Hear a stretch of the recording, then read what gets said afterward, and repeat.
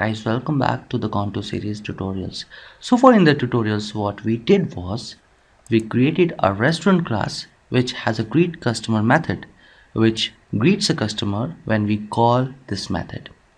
It has a property welcome note along with a setter method. The value of this property is coming from the configuration file.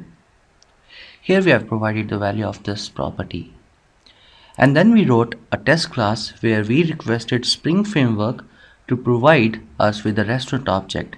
And when we executed this Spring application, it printed welcome to a restaurant node on the console, which is coming from Spring's configuration file.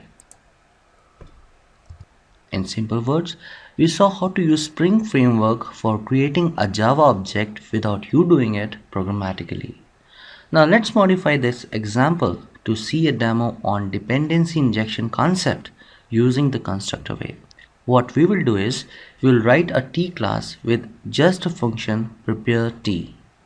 The restaurant class will use T class to prepare T. And for doing this, we will use the concept of an interface and take help of Spring's framework to provide T object to the restaurant class to its constructor argument at runtime. Let's create an interface hot drink. Go to the package, new, and then interface. Provide a name to this interface, hot drink.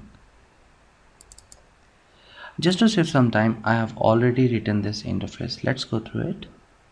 It has just a declared function prepare hot drink, which T class is going to implement. So let's create the T class. Go to the package, new, class. Give a name T to this class, and since this class is going to implement the hot drink interface, provide the hot drink interface here. Hot drink. Select it, click on OK, and then finish. So the Eclipse wizard has created the T class which is implementing hot drink interface, and here is the method which it has implemented from hot drink interface. Let's write a system.out.println message here which just prints dear customer, we are preparing tea for you on the console when we call this prepare hot drink function from restaurant class. Now let's modify the restaurant class.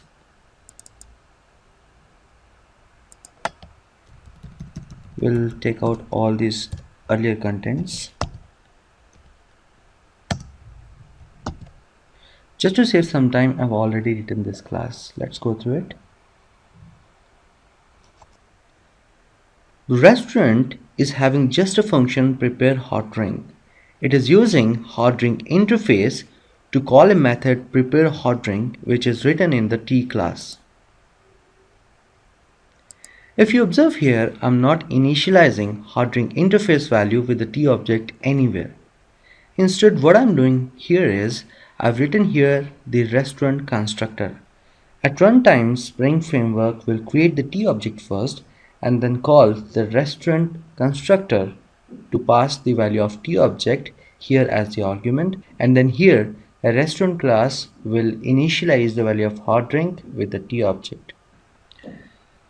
Now in order to tell Spring Framework that at runtime it has to create the T object and pass it to this constructor, we'll need to modify the Spring's configuration file as well. Let's go to the Spring's configuration file. Just to save some time, I've already modified this configuration file. Let's go through it.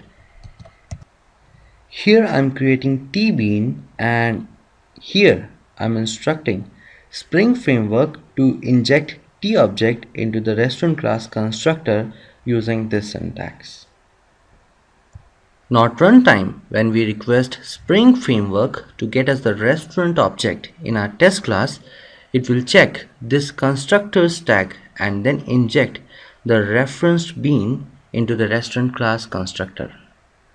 Alright, so our application is ready. Let's go in our test class and modify it to use the prepare hot drink function.